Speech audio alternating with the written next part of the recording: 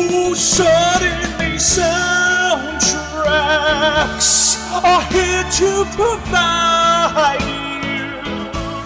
Suddenly soundtracks will show you care.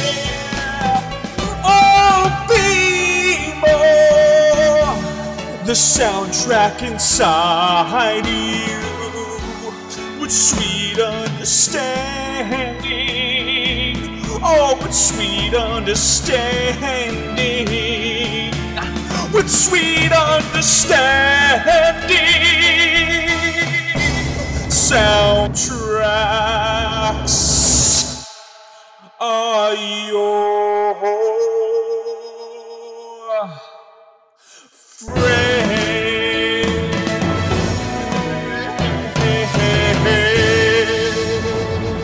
Ho, ho, ho, welcome guys to the second installment of our Christmas marathon here on Take 3 Productions for Suddenly Soundtracks, the show where we judge a movie solely based on the music and the soundtrack that it provides. First, we will dissect the entire movie, song by song, and give our rating of each song out of 10. Then we will rank each song from worst to best, then give an overall average of our scores. In the end, my final verdict will be given, and it will either be not rockin', scratched disc, one-time listen, download the soundtrack, or rockin' for the best of the best. Now, this musical in particular is my favorite Christmas musical of all time, and one of the most underrated and underappreciated Christmas musicals of all time. 1970s Scrooge, directed by Ronald Neame and music by Leslie Bricusse. This is 1970s Scrooge. I hate people, and I don't care if they hate me. Ebenezer Scrooge has been keeping Christmas his own special way ever since Charles Dickens created him 127 years ago in A Christmas Carol. Now, Cinema Center Films has taken this beloved story of the meanest man in the world and made it into a new musical delight called Scrooge. What the dickens have they done to Scrooge? They've made a musical for the pure joy of it. The picture looks so right, the acting looks so right. I feel as if the party's in the sun for me. And if I had the candle, I would buy reasons to act as though the celebration's on. Thank you very, very, very much. All right, now I am going to introduce you guys to my two guests. Kristen, how are you doing today? Miss Kristen Smith. Okay, so I will say that I did not grow up with this like you did. Yeah, and it does not have the same kind of charm that it has for you as it has for me. Mm-hmm. There are some good parts about this, and there are some parts about this movie that I really did not care for. And on my, what is this, my left? This is my left right here. This is Jen. This is Jen right here. How are you doing, Jen? I'm doing great. We're doing the Star Wars holiday special, right? Oh no, you are in for a disappointment. Yeah, I like Kristen. I had not seen this movie before. I was familiar with one song that we'll get into later. Yeah. So once I recognized that in the track listing, I was like, oh, it's this movie. Okay, so yeah, so I don't have the nostalgia factor, but I feel like I did enjoy it a little bit more than Kristen, at least. It's definitely a Christmas movie, and it's going to be a lot of fun to talk about. Jen Kemp knows where it's at. Now, guys, we are going to go straight into this movie and dissect it song by song. Are you girls ready? Sure. Let's rock Ready. this sucker. Track number 1 is actually the title sequence where we are introduced to all the cast members. It's a typical title sequence, but the song underneath this title sequence is a song called The Christmas Carol. And cheer, sing with gladness and cheer, for the time of Christmas is here, is here. Look around about you and see what a world of wonder this world can be.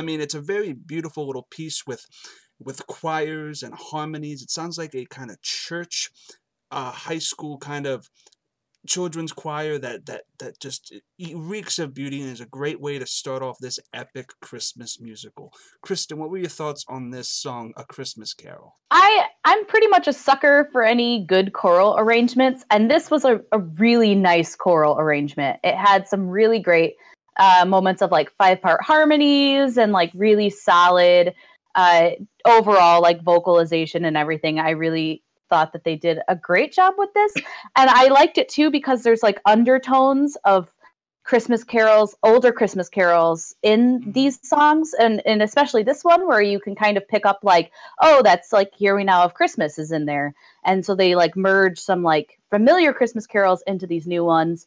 And I thought they did a good job with this one. I really actually enjoyed it. It was a hodgepodge, and it was a very cohesive hodgepodge, especially for the early 70s. This arrangement is very creative. Jen, what are your thoughts on this? Yeah, I always love a good title sequence, and I love seeing this overlaid with the beautiful artwork, ink and watercolor and everything. But yeah, I love that it has this great build of this is a Christmas movie. As Kristen said, there's like little snippets from different carols, like Good King Wenceslas and Hark the Herald Angels Sing and everything. And it just keeps building and building. And I like that it started with just the choral and then comes in with this like really boisterous full orchestra with bells and brass. And it's just a nice feeling. There is that nostalgia factor for people that haven't seen the movie before of, oh, these are familiar songs. So it just gets you in the mood, and it's very, very grand. It actually feels like it will be the end of a movie instead of beginning one. Kristen, how many Alec Guinnesses out of 10 do you give A Christmas Carol? This gets 9 Alec Guinnesses out of 9 Alec Guinnesses. What's your score? I also went with a 9. I would love to hear this played live. I think it's a song that should be added to different orchestras and everything this time of year. It's a great song. It's a standout song, a standout set piece, and a great title sequence. Probably the greatest title sequence ever in a Christmas movie. I'm giving this sucker 9 Alec Guinnesses out of 10 as well. These girls know what's up. So after the title sequence, you're actually introduced right away to Ebenezer Scrooge, this old miser in this condensed, condemned little bank shack where his assistant, you're also introduced to, which is Bob Cratchit, is meticulously writing stuff on pad and paper. Then his nephew comes in, and you're introduced to this dynamic that Ebenezer and his nephew he doesn't like Christmas. That's established right away. He doesn't like the goody-goody feelings of Christmas. This is typical Christmas Carol schlock. We all have seen this so many times in the past, so many times with other movies. And you're wondering what makes this different. Well, you get an actual musical number by Bob Cratchit, because after this whole sequence with his nephew, Bob Cratchit gets his holiday due, his holiday bonus, and he takes his children out to get ducks, to get toys, to get Christmas goodies for the family. With what is it, 15 shillings? He only has like 15 shillings to do this, and through this entire song called A Christmas Children, Bob Cratchit sings to his children about how special they are and how he is going to make their Christmas the best he can make it. And it's a wonderfully little optimistic piece, even though it's kind of sad because he can't afford as much as he wants for his kids. Christmas children peep into Christmas windows, see a world as pretty as a dream. Christmas trees and toys, Christmas hopes and joys, Christmas puddings rich with Christmas cream. Yeah, this was a very simple, sweet, but an upbeat kind of song. It was a lot of the songs in this entire movie I found have this very strange quality because there's like these echoing vocals.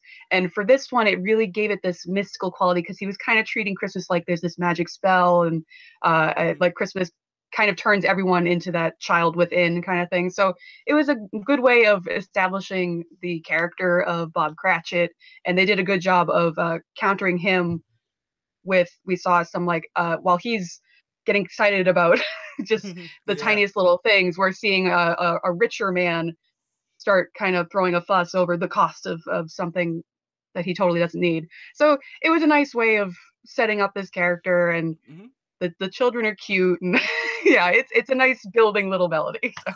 Yeah, the children's voices actually sound like good children voices. Sometimes in films you get really bad children singers. This film doesn't have that problem. Kristen, what are your thoughts on Christmas children? I mean, I don't know that I would agree with your last statement entirely. No. We're going to get into that later. Good children singers. This song, however, the children sounded joyful and great. I thought the children in this song sounded the best they sounded in the entire movie. No, this song was just nice. Like, that sounds really, like, not great, but, like, it was just a nice song. Like, it had a good message to it. It had a good, melody to it. The people who were in the scene together were, like, acting off each other very well. It was very sweet.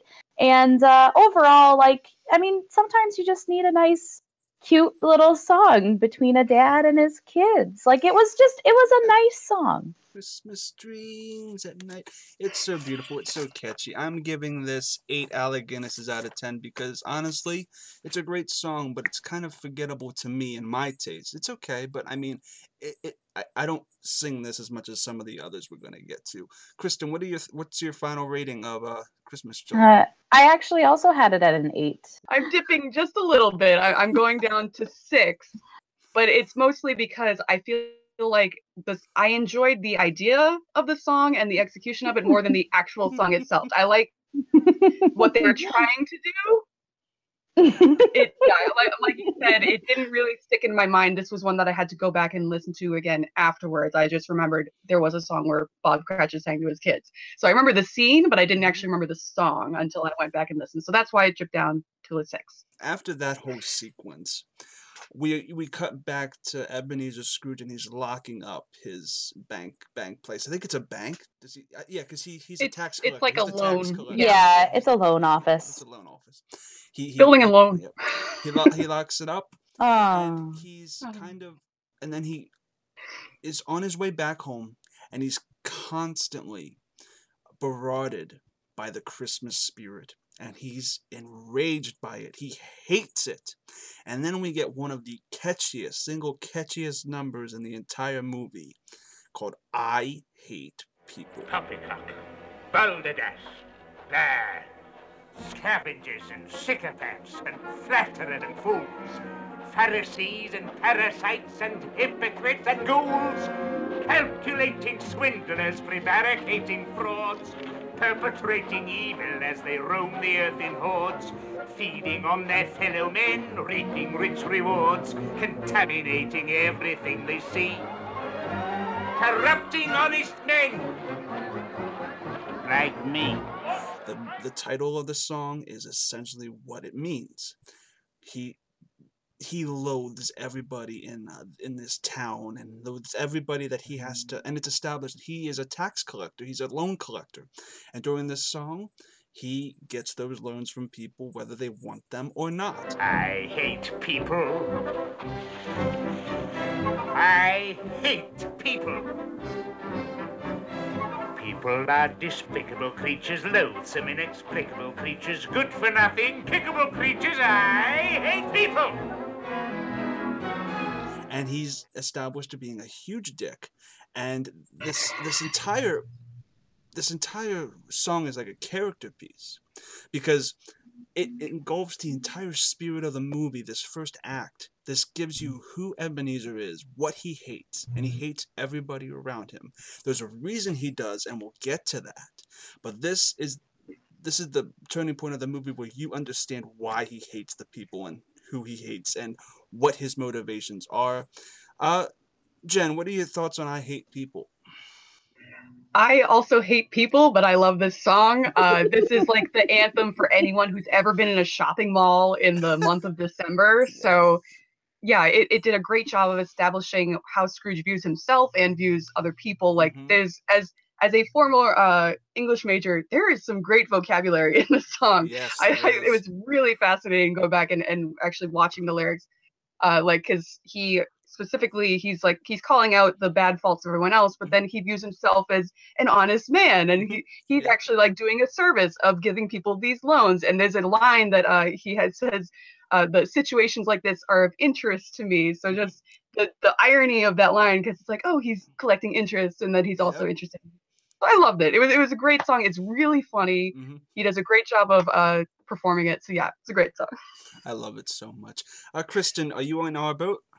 Yes. Oh. It really, it was an effective song. And like Jen said, the vocabulary in it was amazing. I mean, they found so many words to describe how much this guy did not like people. It was really cool. I loved the actual way that they combined the lyrics. I thought was actually very interesting, and it was very it sounds weird, but it was very catchy, because I really did hum it at work, and it got stuck in my head a little bit, and I really quite enjoyed this one. Me being a dumbass, I completely forgot to get the ratings for Kristen and Jen. Kristen gives this a 9 out of 10 Alec Guinnesses. Jen gives it 8 out of 10 Alec Guinnesses. And I give it 10 out of 10 Alec Guinnesses. Such a great song. All three of us completely agree on that one. After that great catchy song, I Hate People, Scrooge essentially finds his way back home, but he doesn't right away. He is followed by these urchin kids who are stalking him. And after he sings I Hate People, he gets it right back in his face with this song Father Christmas, where the urchins are now kind of poking the cat, poking the bear, telling him that he is Father Christmas. He is sarcastically the spirit of Christmas, tormenting him throughout this entire song. And I will give you guys credit, because you're going to say this. Some of the voices in this song are kind of annoying. Father Christmas, Father Christmas, he's the meanest man in the old wide world. In the old wide world, you can feel it. He's a miser. He's a skinflint. He's a stingy lout, leave your stocking out for your Christmas gift, and he'll steal it. It's a shame, he's a villain. What a game for a villain to play on Christmas Day. So this is not one of my favorites. Okay, so there's this thing with children in these kinds of movies, singing children, and they're supposed to sound a little less dignified, and they're supposed to sound a little more rough and tumble, but they also are really annoying. The song itself, I don't think I just don't think that it lived up to some of the other stuff, musically. I think that it wasn't as interesting. And then they're children singing, so obviously the lyrics aren't going to be anything to write home about. This one just did not hit for me. Yeah, so I came to the realization that I think just in general for me, I don't like British children that sing. This is not just this movie, because this actual piece was very Oliver-esque. It felt like it was Dodger and his gang just kind of berating Scrooge and everything, and that also has not been my favorite musical. It's something about, it feels like it's these show kids, and they're specifically really laying on the accent really thick. They might be British for all I know. I don't know. But either way, I have some problems with that. But I actually went back and listened to the overture, and Father Christmas is actually a very huge chunk of it.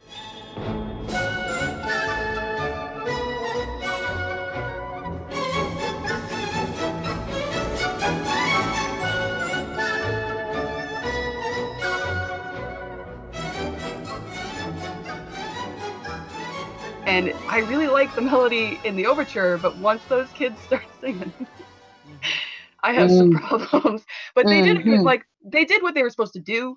So they were really performing instead of just singing, because they really get into it as they're following them around and everything. So they are doing what they're told to be doing, and they're doing it well. It's just, for me, This is not my kind of song. Yeah, the overture, which we didn't really discuss, it's cut from some home video releases, so I don't think the version Kristen watched it's in that, so it isn't primarily something we're going to be rating or discussing, but the overture does use Father Christmas in an excellent way to where it sounds very operatic.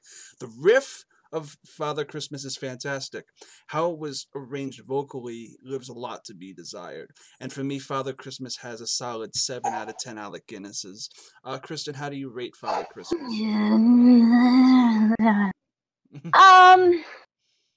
So this one, it goes down into the 5 territory for me. I just did not. It was not. Nope. Let's make it 2. I also went 5. And yeah, it's a personal thing. I hate kids. There you go. She also hates people. Yeah. I hate people.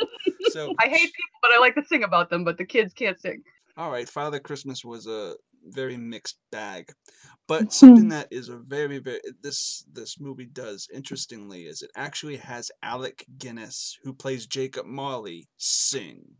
Now, as everybody knows in A Christmas Carol, when Scrooge gets back to his house, he is then introduced to the great Jacob Marley, who is played by Alec Guinness, who tells him in a classic fashion, 3 ghosts will be coming tonight at the stroke of the every hour, and you will be visited by them, and you will have to deal with that. After Jacob Marley meets with Scrooge, he kind of gives him a little bit more of an incentive to do as he says. He flies him out over the London skies, and he's greeted to all these ghosts that were as miserable as he was during the Christmas season. And it's a very eerie song called See the Phantoms, where he kind of does what Marley would do in the actual classic book, where he tells him his fate, what his fate is going to be if he keeps going down this path. But visually, you see all these ghosts, and it's very creepy for a Christmas movie. See the phantoms filling the sky around you. They astound you.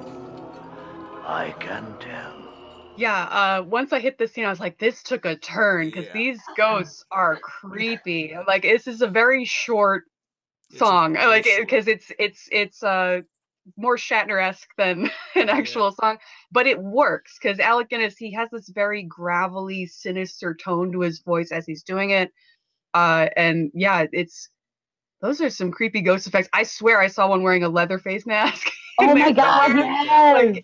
Yeah, so it's very short, but it does the job, and I think this version of the Christmas Carol wins for creepiest ghosts. This Christmas Carol kind of turns into Nightmare Before Christmas for like a hot second. Kristen, what are your thoughts on this song, See the Phantom? Yeah, you know what, and it's not the best song for song's sake. I mean, and that's the thing, is I think the visuals in this scene were so good that I didn't care so much that the song itself wasn't necessarily great. And that's really impacting how I'm viewing the song. Because if I listen to it again, I'm like, oh, this is just decent. But then, like, the visuals were ridiculous. So I'm having a hard time with this one, actually. Because I quite liked the scene in the actual movie. So if you like the scene, it still has an impact on you, which is very, very understandable. Yeah. I'm giving See the Phantoms a solid 8 Alec Guinnesses out of 10. It was great. It was just too short, and B, I wish we heard Alec Guinness sing a little bit more, because he sounded good. I just wanted to hear a little bit more of it, and the visuals were fantastic. Kristen, what do you give it? A 7. I went down to 6 because, yeah, I agree that it should have probably been a little bit longer, and while it was a really interesting scene, the song itself is a little lacking. After Jacob Marley leaves him, he is then confronted by the ghost of Christmas Past, played by Edith Evans. And she takes him back to his, like, mid-20 years, where he is working at this, again, loan shop, but it's owned by somebody different. It's that same loan shop he owns now, but it's owned by somebody different named Mr. Fezziwig. And it takes him back to this happier time, and to a song, like, right away, called December the 25th, which is this like Irish jig, which is super, super catchy. Of all the days in all the year that I'm familiar with, there's only one that's really fun. December the 25th. Correct. Ask anyone, call Robinson or Brown or Jones or Smith, their favorite day, and they will say December the 25th. Correct. December the 25th. It is December the 25th. The dearest day in all the year. December the 25th. Correct. It really brings the spirit of the holidays for even just a song by itself. December the 25th, my dears. December the 25th. The greatest day in all the year. December the 25th. Fantastic. Jen, did you like this song? I did. I'm in Boston, so I have gone to many Italian or Irish festivals, and this is something that would be played right there. It's this bouncy, fun party song and dance. This was the first dance number. And it's got lots of fiddles and tambourines, and everyone's just having a great time. And every time they do the little correct, I was like, that's great. It's like, it totally is unnecessary, but it totally is. It's great. But yeah, it was really interesting, and transition of looking at the past. It's very different versions of the Christmas Carol, because I feel like Scrooge was picking up on his lessons very easily in terms of like, he's like, oh, I should have been nicer to those guys. Oh, I should have let the guys go earlier. Like, yeah. So that was interesting to see, because usually it takes him like the entirety of the narrative to kind of realize, oh, I was kind of a dick. And this one, he's like, oh, he's getting it right away. So I was like, oh, that was refreshing. The fact that he, so this is a fun party number. Yeah, exactly. The fact that he was noticing it, like you were saying, right there and then, gives more of a time for him to transition, because usually, as you said in the actual book, he doesn't really get to that before he sees his tombstone, and then he kind of realizes everything that has gone on, because he realizes Tiny Tim has died. So I feel like, and there's a reason for that too, because of how many songs that they sing because of that feeling in general. Kristen, what are your thoughts on December the 25th? Yeah, I liked this one as well. I thought that it was, I mean, it's a fun song. It's like a party song. And it reminds me a lot of like watching period pieces where there's always like a dance scene. And it just felt very like Regents. Yeah, I kind of liked that feel. But the music in it was fun. I mean, like, it just sounds like a song that you would get up and dance to, and that's what it was for. So I think it worked effectively in the film. All right. December the 25th for me gets 10 Alec Guinnesses out of 10. So fun. I would listen to it over and over every Christmas. Kristen, what do you actually give it, though? An 8. An 8. Of 10 Guinnesses. Which I wish I had after... No, I'm just joking. Maybe. Maybe just a little bit. Jen, what do you give it? Sure, 8 pints of Guinness, yeah. And then we're actually introduced, after the jig is over, to Fezziwig's daughter, who is... Isabel, played by Suzanne Neve, and she kind of makes Scrooge happy, makes Ebenezer really, really happy. They say happiness is a thing you can't see, a thing you can't touch. I disagree.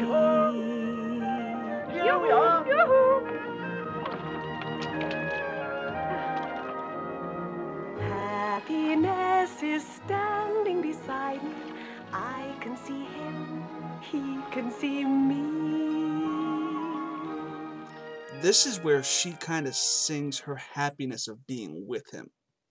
And this montage shows that they actually are happy together, being together after that jig, after that dance. They were brought together, they feel something for each other, and Scrooge is in complete happiness.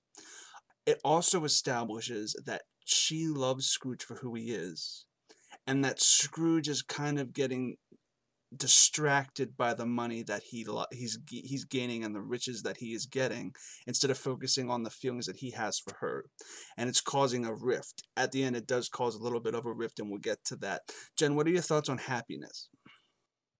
Yeah, this was a really interesting song. I found it, her particular voice, whatever the actress's name is, she had a very hypnotic quality. Yeah, she had a very hypnotic quality to her voice that kind of gave a whole nother level to this song, because the acting is just showing that, like, oh, she's head over heels in love with Scrooge and everything. And there was very interesting acting, because there was this kind of running gag during the montage of him always looking over his shoulder and having the parents kind of being their chaperones and stuff. So that was an interesting little thing. But the tone of the song, and it's a little bit sinister because everyone kind of knows that this isn't going to work out. Yeah. So has this doomed quality to it that I found really interesting. Yeah, and it's weird that the song actually happens during the actual flashback with Scrooge. And it's something that it is a bit of a flaw for me, but we'll get into that in a second. Kristen, what are your thoughts on Happiness? You know, it's good. I liked the actual singing on the song. It's the overall feeling of it though was just a little boring. I think that it was long. It was a little too long. And it repeated a lot of the same notes like over and over again. Like it's 3 minutes long, and I feel like there wasn't they repeated about 30 seconds of the song, and that was the whole thing. Like it just felt very repetitive, and it was missing just something, because her voice is so like it's so angelic, ethereal. Yeah, I mean it's not like a powerful voice, and it doesn't need to be for this song. But if you have like a really like quiet, tight, toned down voice, and then also quiet, toned down instrumentals, and it repeats itself a lot, it gets very boring. So this one I liked kind of, and then I also kind of didn't. Like I liked 30 seconds of it.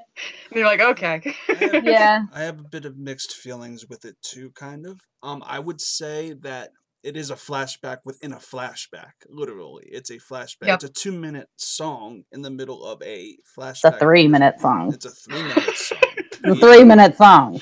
I counted. It feels like it too, and that's a big flaw, and I'm giving this 7 Alec Guinnesses out of 10. Jen, what do you give this? I also gave it 7 Alec Guinnesses out of 10. Ooh, cool. Kristen? I actually gave this 6. Okay, cool. Of the Guinnesses. 6 of Guinnesses, indeed, indeed, indeed. After that song, we see Scrooge sitting. I'm trying to remember this. Seeing Scrooge sitting and watching her dance on the dance floor with his younger self. And he starts talking about how he misses her in this song called You. You were good for me. You were my day. Did all you could for me. I let you go away. He laments the fact that he has a lot of regret about how he treated her and how he kind of missed her because she was the one thing in his life that made him happy. And during this song, it's established that they actually broke off and they never saw each other again after his greed and his selfishness kind of got the best of him. And she leaves him and she dies brokenhearted because of what he did to her. I let you go away. And now I can see. Now you're a dream gone by. Oh, how could there be such a fool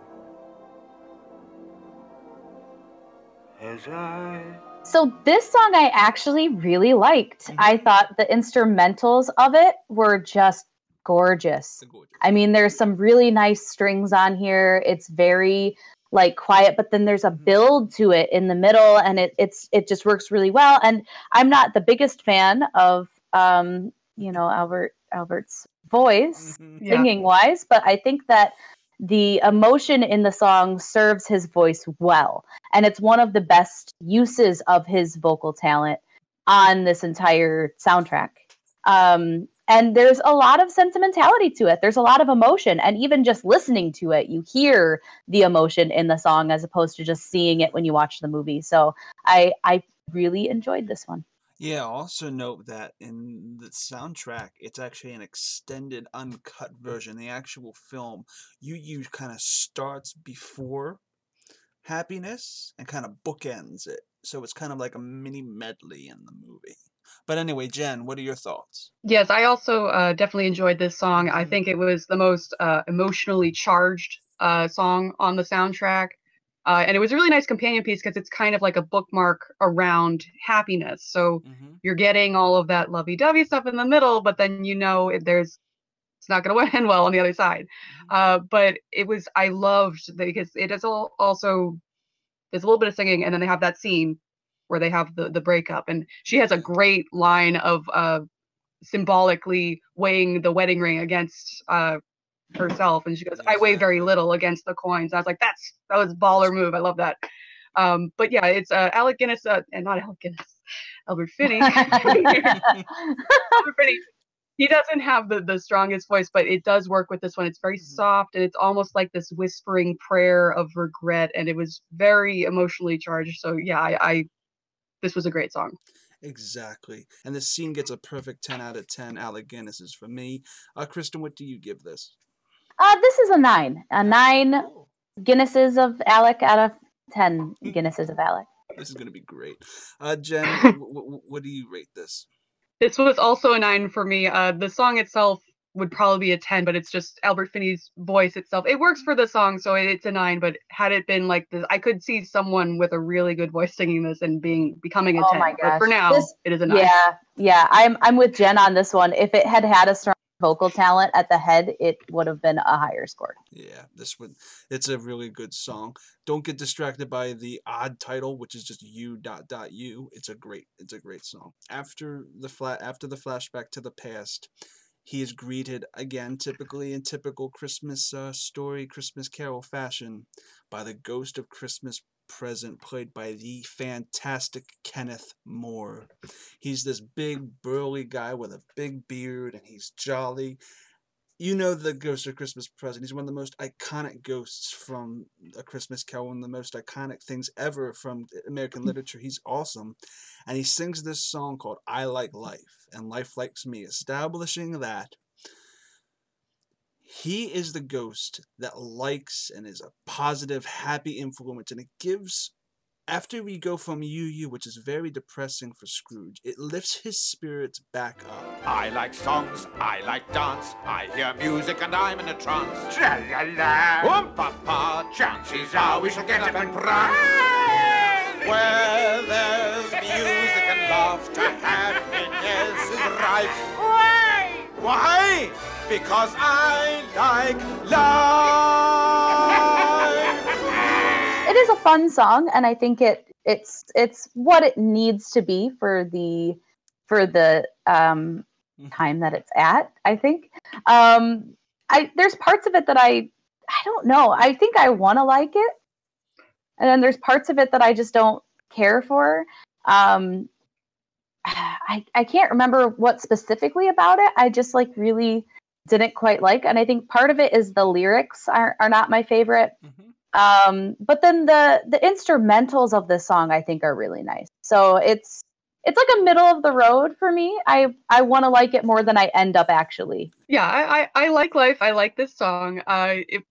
It had a very interesting comedic element to it because Scrooge starts drinking the milk of human kindness, and he gets drunk. He's like, he is off his ass. Yeah, so it's a very interesting because Albert Finney, once he starts drinking it, his voice goes up this giddy octave, and turning into almost like a Monty Python kind of character, and it was cracking me up. It was. So the song itself, it's this fun little jovial drinking song, and it has that little back and forth of echoing, repeating. He's like, come on, you can sing too.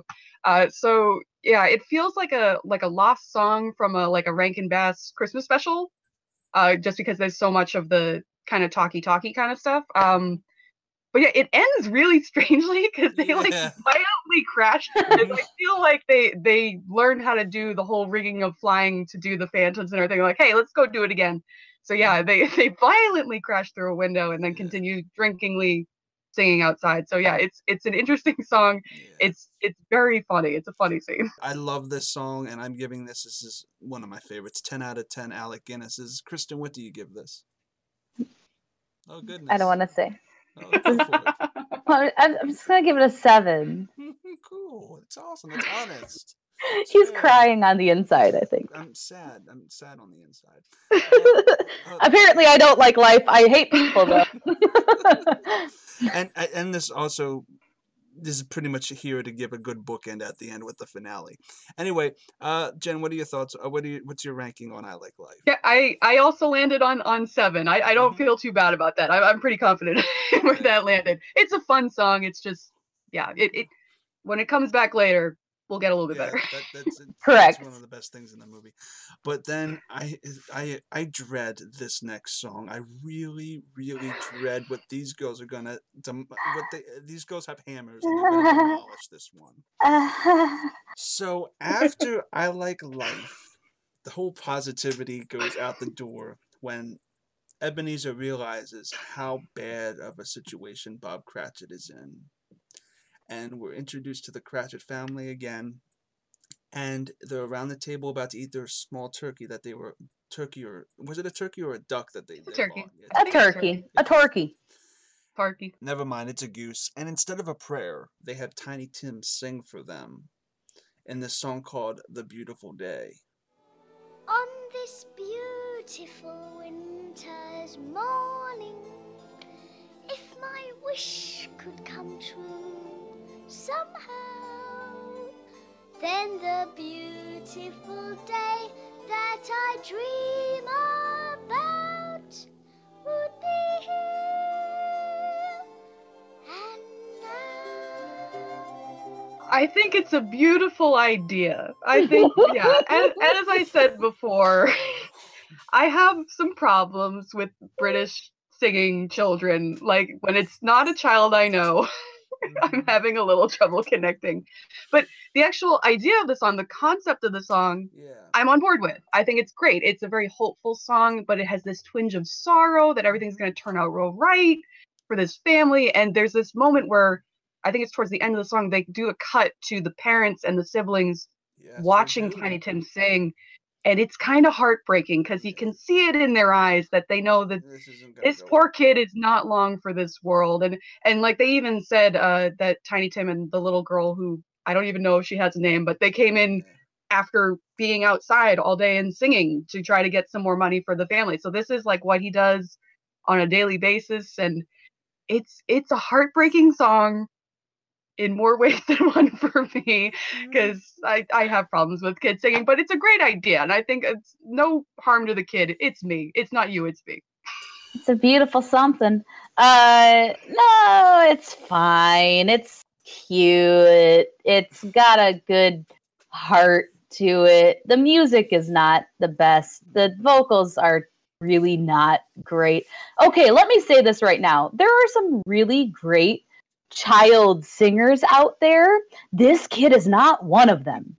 He acted well, but this is not an acting show. It's a song show. So I'm completely discounting the fact that he was real cute when he sang this. And it's not. It's like my least favorite song of the whole movie. I really did not like this at all. 0%. This got bad. This is my lowest rank. 6.5 Alec Guinness is out of 10 from me. Jen, what one-digit number do you give this? I gave this one a 4. For Alec Guinness. Kristen? This is also a 4. And they're lucky that kid is cute. They're lucky he's a cute kid. He's very cute. He is adorable. And there's a great idea, but yeah, cannot sing. Okay, cool. After that, he kind of goes and eavesdrops on his actual nephew, which you were introduced to at the beginning of the film. See, things bookend really well in this movie. And they're having a party, actually doing a jig to December the 25th on the piano, and it's kind of a mirror to what he just experienced from his past. And it's the same kind of party, and they're playing games. They're playing this great little like clapping game that's really Irishy and really fun. Oh, that got stuck in my head, by the way. Yeah. That's gonna be a new thing. Yeah. The minister's cat is a ludicrous cat. The minister's cat is a lascivious cat. The minister's cat is a...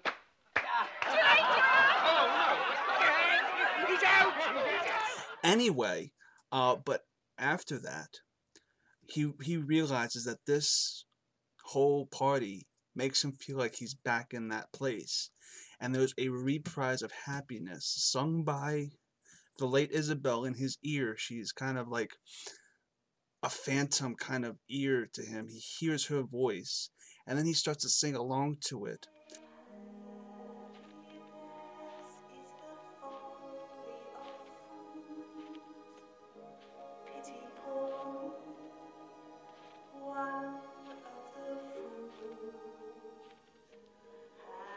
Happiness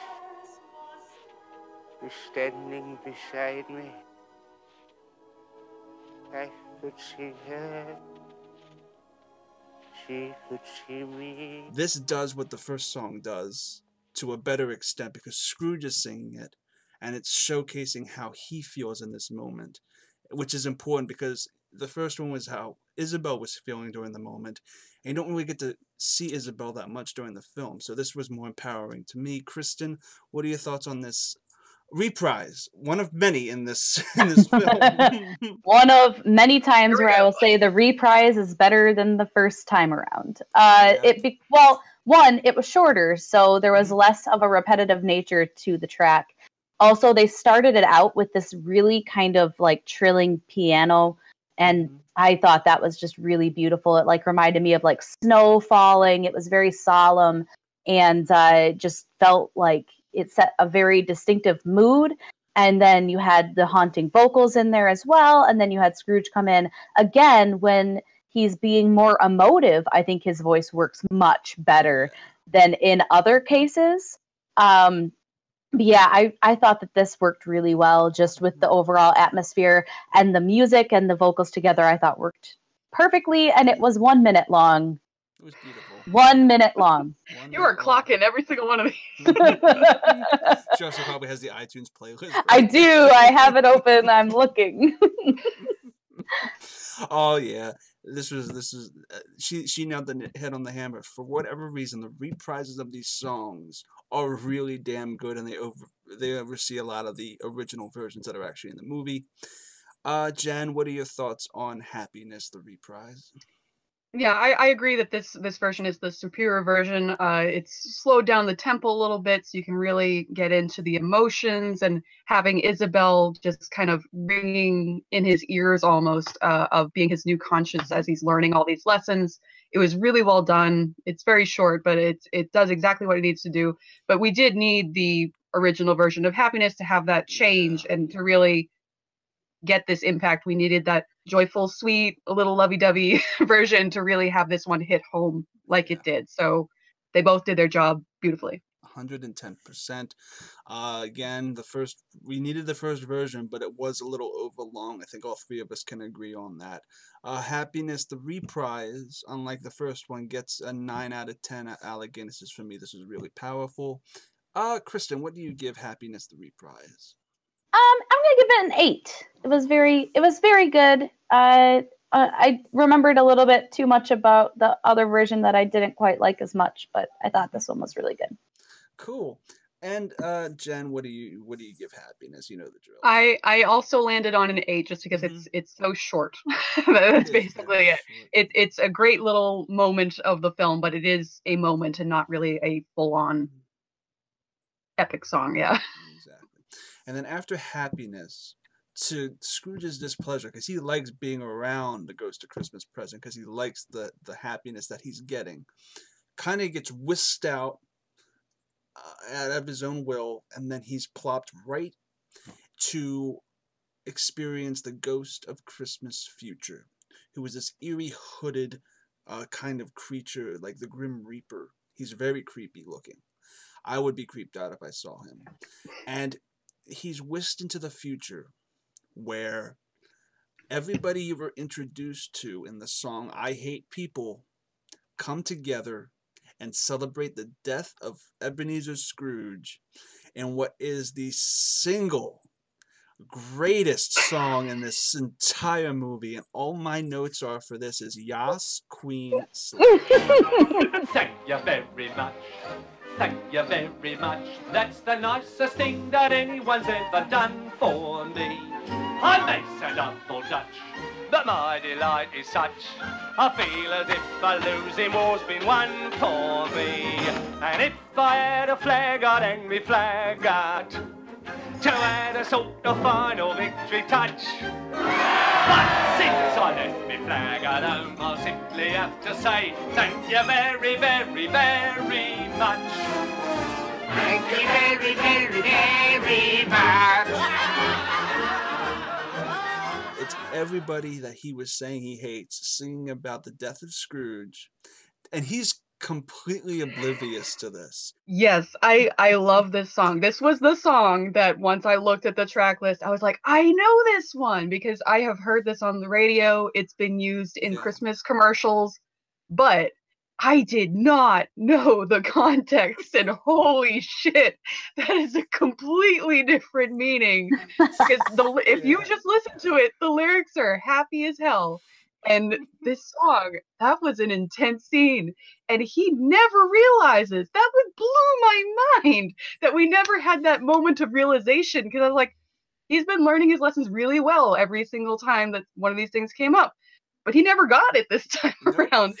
But it's a really cool song. And man, that's really dark to have him just dancing around in his own funeral party and not realizing it. And they're literally dancing on the coffin and they're doing a parade through the streets. I love the moment where a woman bursts out of the window and goes, "My baby is sleeping, be quiet." Beg your pardon, lady? And if I had a bugle, I would blow it. Shh, to add a sort of as your father's heart. And it was fantastic. I love this song. It was great. It was well shot. He doesn't learn his lesson in the song because they wanted to probably keep that reveal for the actual tombstone when he goes into hell, which we'll get into in a second. Kristen, what are your thoughts on Thank You Very Much? Yay! I liked it. It was great. It was grand. And this is like what you think of when you're going to watch a musical. You think of songs like this. Big numbers, lots of people, dancing and jumping around and like singing at the top of your lungs. And like, this is the song that needed to be in this musical at the beginning. Like, I mean, obviously it wouldn't have fit at the beginning, but like we could have gotten rid of Christmas Children or Father Christmas and it probably would have been fine. It would have been fine. No, this song just really like encapsulates the entire movie to me. Like, this should be the song you remember. It's the best one. It's very good. I really liked it. Yes, indeed. Yes, indeed. Yes, indeed. That she brings up a good point. All the songs that really are high energy and make you feel really good happen within this last 15 minutes of the movie. Very back heavy. It's very back heavy, yes, but it is what it is. Thank You Very Much gets none other than 10 out of 10. Alec Guinness is for me. Kristen, what do you actually give it? I'm giving it a 9.5 because nothing in this movie for me is my favorite, but this is as close as it gets. It's a joyful song. I do like it a lot, but 9.5. Beautiful. Jen, go for it. This is the one. This is the 10 out of 10. It's a great song despite the ballsy context to really do that. Really, it's just amazing. But yeah, this is catchy as hell. It's super fun and super fun to dance around the dead coffin. But yeah, it weirdly encapsulates the whole movie, and it feels like a fun Christmas song. So this is the one that you will come away with coming out of this, and this was the one that was nominated. So yes, so it makes sense. This was nominated for Best Original Song. I did not know this got a nomination. 1971, it got a nomination for Best Original Song. The film was nominated for a BAFTA Film Award in the UK, won Golden Laurel, 4 Oscars for Best Art Direction, Costume Design, Original Song, and Original Score, and won 5 Golden Globes. And Albert Finney won for the Best Motion Picture Actor in a Comedy Musical in 1971 at the Golden Globes. So this film got a lot of acclaim. After that rousing number, he then comes to the realization that he is the one that they were celebrating because he sees his tombstone. Death, pretty much, the ghost of Christmas future points to his tombstone, and it's him. And then he pushes Scrooge into hell. And this weird sequence where we get to see Jacob Marley again, which we don't get to see usually in the other adaptations. We get to see Alec Guinness again in hell, and he gives Scrooge literally his chains that he was talking about earlier in the film through this very weird hell sequence that I wish was in more adaptions, because it makes sense to see Marley again and to get more of that oomph, that kind of, okay, this cannot happen to me, this cannot happen to me. And when he wakes up from that, it finally sets in with him. It finally sets him with him in that moment. And he decides to become a better person in this very brief song called I'll Begin Again, where he's basically lamenting that I will change, I will be a new person, I will make the next day fantastic, I will be a better man till the day I die and not get these chains on me like I was promised. I will live my days for my fellow men, and I live in praise of that moment when I was able to begin again. So remember when I said that Albert Finney's voice worked real well when he was a little more emotive and quiet? Yeah. This is where it doesn't work at all. Like, real, not my favorite. Oh, wow. The music in it is good, the instrumentals. I think the build-up is a little too... I don't want to say clunky, but it goes from very quiet and then builds up maybe just a little too fast. I think that they kind of ruined a cool buildup that they could have had there. I think it was just a little too abrupt.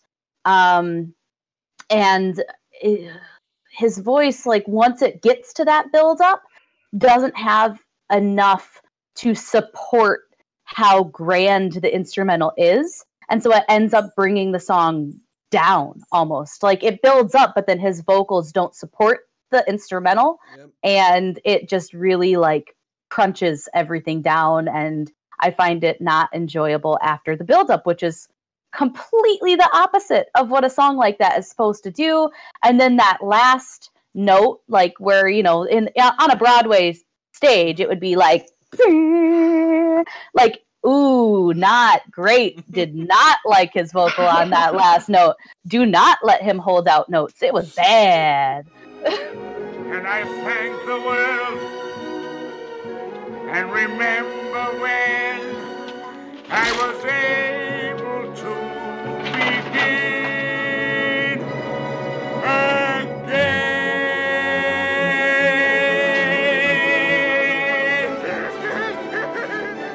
I will agree with Kristen to an extent. I agree that this song, definitely not the best for Albert Finney. However, the song itself, I really enjoyed.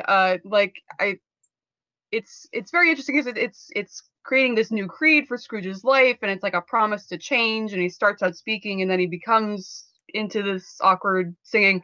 But I feel like the song itself is a great song, but it feels like it doesn't fit this character, because Albert Finney, to his credit, he is singing like an old man would. Like, it's Scrooge is not a young chap. He is an old man, so he wouldn't have this booming, echoing, powerful voice. So it kind of makes sense on what he did. Mm-hmm. The song itself, I feel like it was very reminiscent for me to like The Impossible Dream from like Man of La Mancha. It's like this supposed to be this rousing number that just keeps building and building, and you really want this really strong, athletic person singing it, but it didn't quite fit. So I really like the song, but not in this context. And yeah, Albert Finney, to all his credit, the speaking at the beginning was fine, mm-hmm. but then once he's required to really start singing, it fell apart a little bit. He's not a belter. No, and this song required a belter. I feel like the song was written for something else. It didn't line up. Kristen gave 7 out of 10 Alec Guinnesses to I'll Begin Again.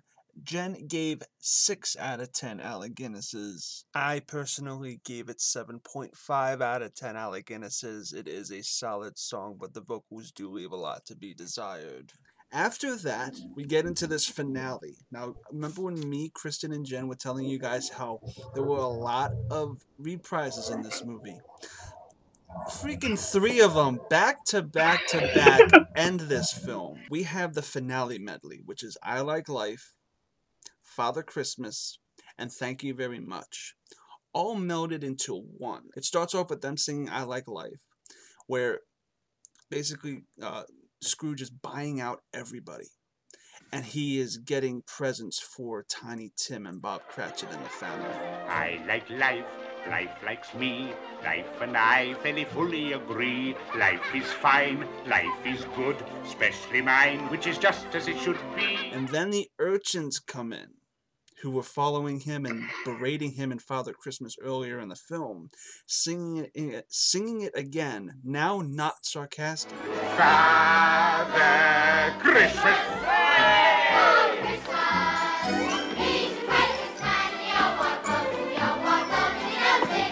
And then everybody who was singing "Thank You Very Much" in the dream sequence with the Ghost of Christmas Future come and sing "Thank You Very Much" with Scrooge in a very positive light. They're now no longer dancing around his damn coffin. It's an actual joyful version of "Thank You Very Much." Thank you very much.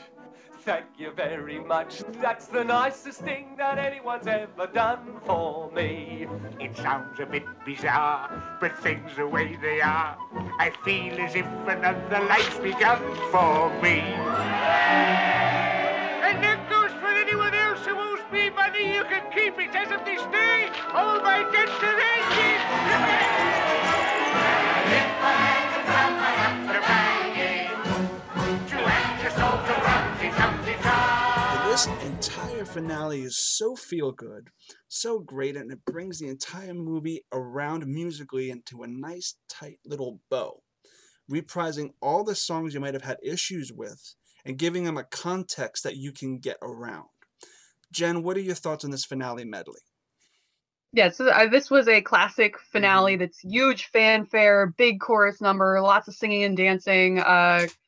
I really like these little like musical breaks in between the two where they have like these fife players that do a little thing for the kids, and then they have this bell band, which I thought was really cool. But yeah, I found it really interesting. I actually got worried, okay? Like Scrooge was getting really spry, and I know like Albert Finney was like 30 years old when he filmed this and everything. He does a great job of being convincing of being an old man, but I got worried because there is a scene like right after it kind of peters out, he just kind of wanders off to go home, and he's kind of like looking a little worn out, and I'm like, is he gonna die? I don't know. I was like, we went to hell. I'm a little confused. So I don't know, and it was a little strange for me because I felt like this version kind of skimmed over the Cratchit kindness, really.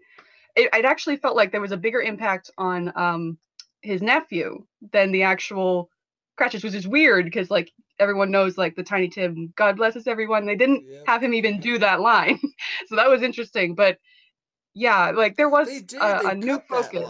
Yeah, they cut that line. That's like really interesting. Yeah. I don't know if they forgot or which was very strange. But there was this nice little moment with the nephew because he has the wife who I don't even know if she has a name, but he kind of had that connection with her of like, this is kind of my old Isabel.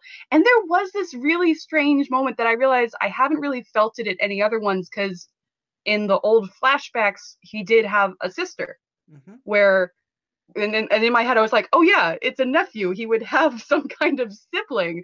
And they introduced her and killed her within like 10 seconds. And I was like, it's where they kind of described that she kind of left and got really sick and died. Yeah. And like he seemed really torn up about it. He was like, oh, she was this bright shining star in the world and now she's gone. That's it. Let's move on. So it was really interesting to see that those were the major narrative changes that I noticed, but this was it was a great way to kind of wrap everything up. Big number, happy-go-lucky, feel good, leaving the theater. Yeah, because I think the nephew is kind of never really the focus in other adaptions. The nephew doesn't really get that much focus, and I feel like they wanted to in this finale not to really focus on the Cratchits, kind of like they would do in a normal adaptation, but maybe Yeah. just Scrooge in general, because he has a family, and they wanted to probably focus on that Yeah, more, because the movie it is made it literally more personal, the movie and is I literally appreciate called that. Scrooge, not a Yeah. Christmas Carol. So that does make sense. And Kristen, what are your thoughts on the finale medley? Yeah, I mean, it's a very traditional musical finale. You get all your best hits, or your one of your best hits, and a bad song, and then a medium song to end out the. What if they actually medleyed "I Hate People" with "Thank You Very Much"? Oh yes, They could have changed it to "I Love People." Why didn't they do that? Perfect. No, so I mean, I think that, and the thing that is nice though is that even with like I Like Life, it was better than the first time around. Father Christmas was better than the first time around because they paired it with Thank You Very Much, and it flowed into the song very well. And so I think that all of the songs suited each other. They all flowed into each other very nicely, and it ended on this very positive high note. And there's a scene when they're like marching down the street, and then there's like a church letting out of like Christmas mass, and they're like singing like this like nice peaceful Christmas carol, and then this crowd comes and like, thank you very much. Like I like, so yes, I did. Yeah, I was laughing. It was like it did. It had a lot of joy at the end, and that's definitely what this needed, and it expressed the big change in the character. I did also note that the Cratchits were just completely missing. Like they're a big deal in the story, but that's a story issue and not a song issue. But I thought that this did suit the end of the movie very well. I'll give it an 8. Yep. There's of songs Guinnesses. An 8 of Guinnesses. 8 of Guinnesses. Jen, what's your rating? I also gave it 8 Guinnesses. I did enjoy the 2 that shall not be named more this time around. The kids didn't bother me as much because they were singing more naturally, because it made sense, because when they were doing Father Christmas before, they were all being ironic, so they were kind of really playing up the Cockney accent and everything. And this time around, they were being genuine. So everyone, and they were drowned out by adults that came in too, so that helped a little bit too. So yeah, but I enjoyed it. It was a lot of fun. So yeah, 8. 8 indeed. I'm giving this a 10 out of 10. I love this finale, and I love I Like Life, and I love this even more. I love Thank You Very Much, and I love this reprise even more. And Father Christmas is there, and it keeps the part that it's really good. The do do do do do do do. It keeps that part, the good part, the great part, the one that's sausage to my ears, and it's delicious. All right, then. Okay, so now we're going into the next part of the show, which is the final part of the show, which is where we rank each song from worst to best. Jen, what is your ranking from worst to best? From worst to best, I Hate Children. So here we go. So we started with The Beautiful Day. Sorry, Tiny Tim. Sorry, that was at 4, and then I had Father Christmas right afterwards. All those kids can go away. That was a 5. See the Phantoms at 6, because it's so short. That's really it. Christmas Children also got a 6. That's right above. I'll Begin Again. It's fine. It's just fine. After that, I had Happiness with 7. After that, I had I Like Life, also had 7. Those 3 are just solid, fun songs. That's really it.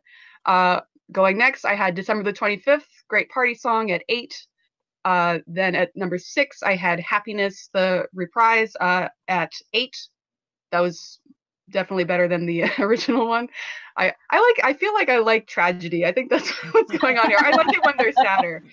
At number 5, I had the finale medley of I Like Life, Father Christmas, and Thank You Very Much at 8.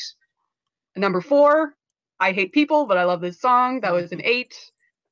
Number 3 for me was You You, which was the most emotional song of the bunch at 9. Number 2, I had Christmas Carol. It's a great song for Christmas. It gets you in the mood. I would love to hear this more on the radio. I'd love to hear this played live. That is a 9. And Thank You Very Much, a 10.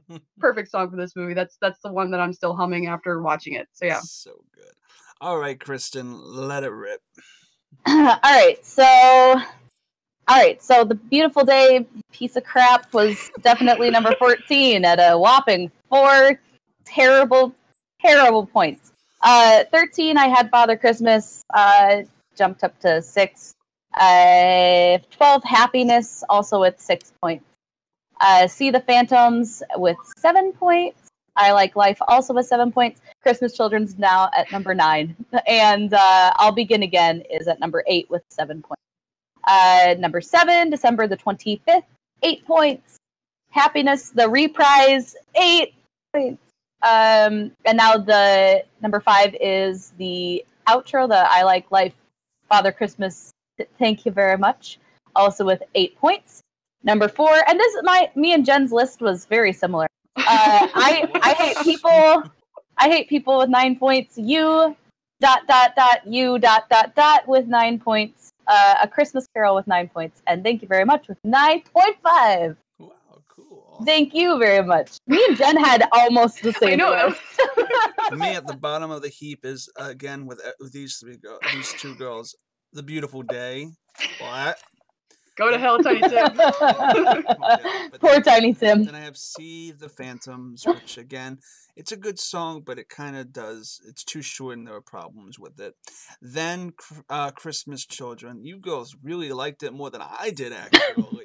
That's interesting. And then I have Father Christmas, which I will echo their statements. The voices do get a little annoying. Then I'll Begin Again, because, fun fact, before we recorded this, I forgot this song existed. I love this it's music. Barely a song. He talks through most of it. Yeah, that's true. Yeah. Then after that, I have Christmas Carol, which is a solid title sequence. And after this, I have Happiness, which again is very cheerful, if not over long, but its reprise, which follows it on my list, is fantastic and much better than its original incarnation. Then You, then December the 25th, I Hate People. Finale, the finale medley. I Like Life at number 2, and then at number 1, this is unanimous. Thank You Very Much. When you take all the scores in total into consideration, Kristen gives Scrooge 109.5 points out of a possible 140. This gives Kristen, overall, a 78% for the entire soundtrack. Myself gives 122 points to Scrooge out of a possible 140, and I myself give Scrooge 87%. Now, Miss Jen Kemp really went balls to the walls with this one. Because out of a possible 140 points, she only gave Scrooge 101 with a whopping 72%. So when you times 140 by 3, you get 420. When you add all 3 of our scores together, you get 332.5. Divide that by 420, you get 79%.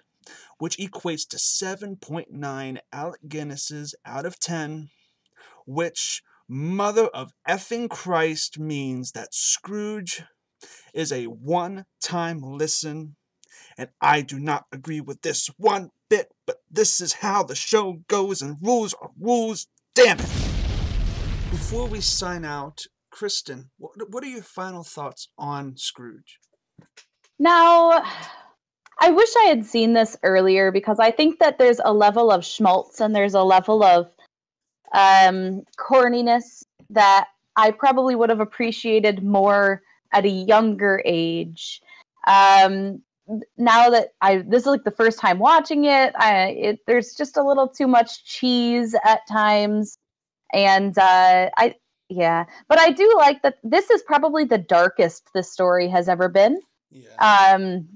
And I think that was a great way to turn that around. But then there were some other things that they left out. The fact that after Tiny Tim sings his terrible, terrible song, he is never seen again. He literally dies after he sings that song. That's how bad the song was. So that's how I feel.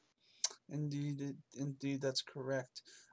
Jen, what are your final thoughts on this movie? And did you enjoy it? I did enjoy it. As Kristen said, like, it's a little cheesy, but Christmas is the time to indulge, and I can use a little cheese around Christmas time. So I think I agree that it probably is helped with a level of nostalgia. So I would have probably enjoyed it more had I grown up with this, and I kind of wish that that was an option. I'm a little surprised I haven't seen this around more, honestly, because there's so many channels that just go full on Christmas for like the entire month of December. So instead of playing White Christmas like 20,000 times, maybe throw one little Scrooge in there for people like Clark. So yeah, it was a lot of fun. I enjoyed it. Some of the songs are great. Some of the songs are very, very, very catchy. Like once I listened to it, that was my day the next day. And I hate kids. Yeah, that's what I learned. God bless everyone except for you little British children that sing. Sorry. God bless everyone is the thing that I think caused a lot of controversy with this movie you guys have brought up is that the Cratchits are not the focus. And that's a problem with some people. The Cratchits aren't really the secondary focus like most people would expect.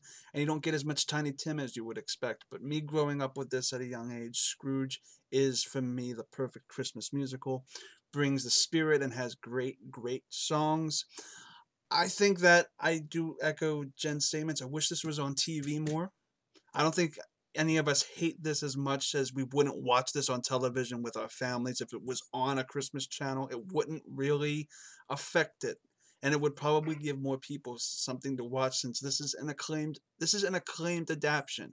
This is an Oscar-winning adaptation of a Christmas story, of a Christmas Carol. And it doesn't get seen by many people because it's just overshadowed by the Muppets and George C. Scott. Tune in tomorrow when we go through Rudolph the Red-Nosed Reindeer, the 1964 classic television special by Rankin Bass, with Take 3 members Chris Doman and Manning Franks. Tomorrow at 8 p.m. EST. So anyway, girls, this has been Suddenly Soundtracks. Kristen, where can people find you online? You can find me, Smith_K10, on Twitter, Instagram, Stardust. That's the number, not the word, 10. You can also find me on my personal YouTube channel, The Film Smith, and also here, hosting all of the watch-alongs and being on the things, all the things. Beautiful. Jen, where can people find you online? You can find me, Jen Kemp, on Twitter and Stardust, JK Meme Queen, and you can find me around here, Take 3, anything involving movie trivia, I'm probably on the page too, and you can find me watching Muppet Christmas Carol on my couch every day until December 25th, so yeah. Awesome. And you can find me, Chris Clark, Chris Clark, on Twitter at ChrisClark8788. Those numbers mean nothing. You can find me obviously on Take 3, where you can follow them on follow us on Twitter at Take 3 Trivia. You can also find me on YouTube at No Man's Land Entertainment. Anyway, guys, keep rocking. Take care. Bada bing, bada boom.